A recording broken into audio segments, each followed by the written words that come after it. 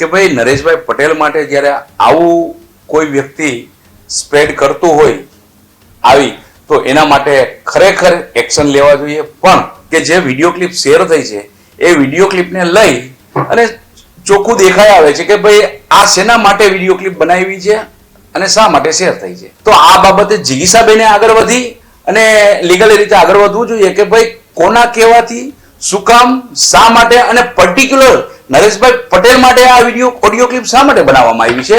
આગેવાનો સમાજની સેવા માટે ક્યારેય આગળ નહીં આવે, જેનું નુકસાન માત્ર સમાજને નહીં સાથે સાથે રાષ્ટ્રને પણ છે. ગોંડલને લઈને ચાલતા વિવાદની વચ્ચે 2 દિવસ પહેલા જ પાટીદાર સમાજના મહિલા અગ્રણી જિગીશાબેન પટેલ અને સાથે જ બની ગજેરાને લઈને સોશિયલ મીડિયાના માધ્યમથી એક ઓડિયો ક્લિપ વાયરલ થઈ હતી. અને વાયરલ ઓડિયો ક્લિપની અંદર નરેશ પટેલને લઈને ચર્ચાઓ ચાલી રહી હતી. કોઈ સીડીની વાત હતી અને સાથે જ એમાં વાત હતી ગોંડલનું ફાર્મ, જેતપુરની છોકરી અને વાત ખોડલધામના ચેરમેન નરેશ પટેલની.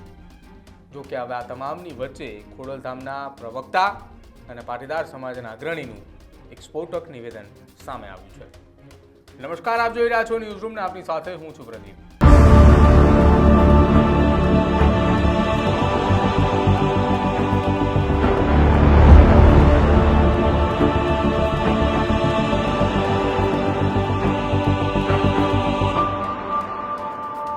જિગીશા પટેલ અને બની ગજેરા, આમ તો ગોંડલનો મુદ્દો એ જ્યારથી ચર્ચામાં આવ્યો ત્યારથી આ બંને નામ એ ખૂબ ચર્ચાની અંદર છે.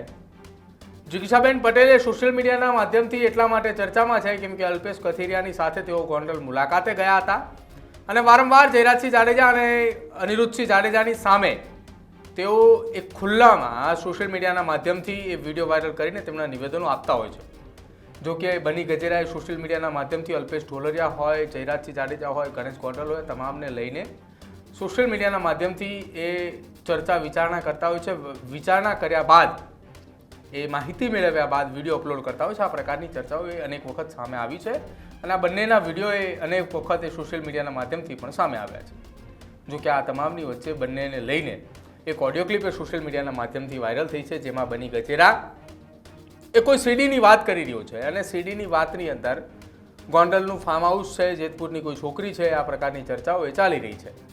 જો કે હવે આ ઓડિયો ક્લિપને લઈને ખોડલધામના પ્રવક્તા અને પાટીદાર સમાજના આગેવાન હસમુખ લુણાગરિયાએ નિવેદન આપ્યું છે કે આ એઆઈનો જમાનો છે અને એઆઈના જમાનાની અંદર જિગીશાબેન પટેલે નિવેદન આપ્યું છે કે આ એઆઈ જનરેટેડ ઓડિયો ક્લિપ હોઈ શકે છે.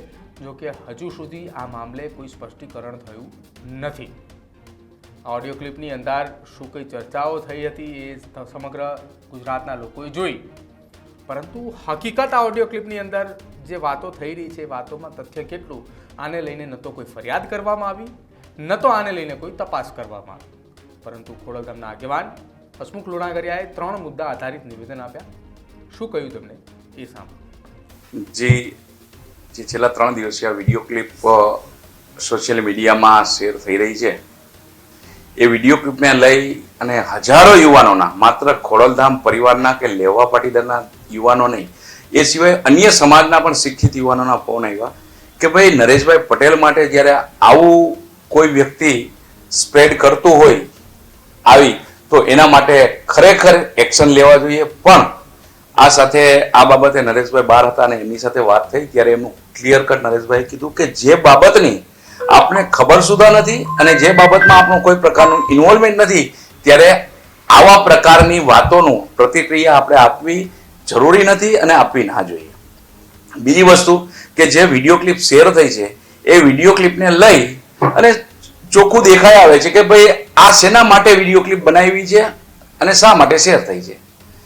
ત્રીજી વસ્તુ કે જ્યારે વિડીયો ક્લિપમાં જે રોલ છે જિગીશાબેનનો, એ જિગીશાબેન એવું કહે છે કે એઆઈ ક્રિએટેડ છે.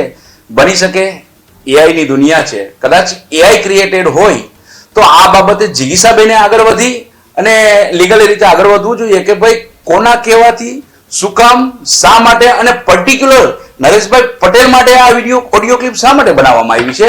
તો આ બાબત જિગીશાબેને આગળ વધી અને એના મૂળ સુધી જવું જોઈએ અને આને દૂધનું દૂધ અને પાણીનું પાણી કરવું જોઈએ.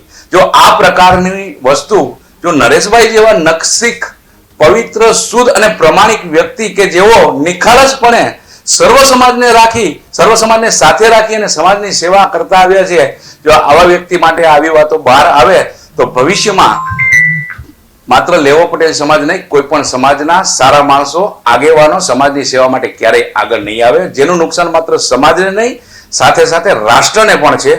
એટલે આ બાબત ખરેખર ગંભીરતાથી લઈ અને આની યોગ્ય તપાસની માંગણી જિગીશાબેને કરવી જોઈએ. તો બની ગજેરાએ લગભગ છેલ્લા 15 દિવસ કરતાં વધારે સમયથી એ જેલની અંદર છે અને જો કે આખી આ ઘટનાની અંદર ગોંડલ જે ચર્ચાની અંદર ચાલી રહ્યું હતું એ ચર્ચામાં બની ગજેરાએ સોશિયલ મીડિયાના માધ્યમથી ગોંડલના કેટલાક લોકોના નામજોગ વિડીયો સોશિયલ મીડિયાના માધ્યમથી અપલોડ કર્યા હતા, જેમાં એ તમામ લોકોએ આક્ષેપ લગાવ્યા છે કે અમારી છબી ખરડવા પાછળ બની ગજેરાનો હાથ છે. એટલા માટે તેમની સામે ફરિયાદ દાખલ થઈ હતી. જો કે ફરિયાદ બાદ બની ગજેરાની ધરપકડ થઈ અને ત્યારબાદથી સોશિયલ મીડિયાના માધ્યમથી અનેક એવી ચર્ચાઓ ચાલતી હતી. જો કે ચર્ચા વચ્ચે બની ગજેરા અને જિગીશા પટેલને લઈને આ ઓડિયો ક્લિપ જે વાયરલ થઈ હતી એ વાયરલ ઓડિયો ક્લિપ મામલે હવે ચર્ચાઓએ જોર પકડ્યું છે કે શું પાટીદાર સમાજના આગેવાનોને લઈને હજુ પણ આવા કેટલાક ઓડિયો ક્લિપો એ ચર્ચાની અંદર આવી શકે છે.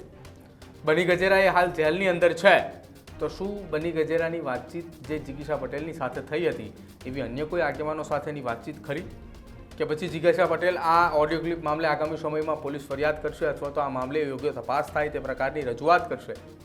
શું કંઈ કરે છે એ જોવું રહેશે. જો કે આ તમામની વચ્ચે ખોડલધામના પ્રવક્તા હસમુખ લુણાગરિયાએ પણ કહ્યું કે જિગીશા પટેલ આ મામલે આગળના સમયમાં જે કંઈ પણ કાયદેસરની કાર્યવાહી કરે ખોડલધામ તેમની સાથે છે, પરંતુ હાલ એ નિવેદન આપવામાં આવ્યું છે કે આ ક્લિપ AI જનરેટેડ છે.